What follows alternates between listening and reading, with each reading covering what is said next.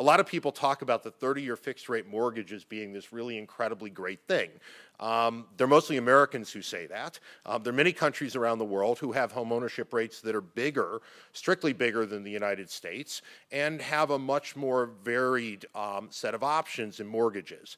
And I would sort of say to start that there's been a lot of research, and there's almost no evidence that suggests that the mortgage crisis was brought on by bad products. That does not mean we want sort of 228s that are misleading, convincing people to do bad things, but predominantly it was the underwriting of those things. It wasn't when it rolled over at 24 to 25 months. It was in months 6, 7, 8, 9, 10 that many of these things started defaulting. And that was all about the underwriting and the kind of people involved and the embedded leverage in the system and for homeowners. And so I think we should be rethinking a little bit whether we want to allow a broader range of products. I personally find prepayment penalties, and I've done some research on this, to be a very attractive option because it actually allows risk sharing, not by the government, but risk pooling among risky borrowers.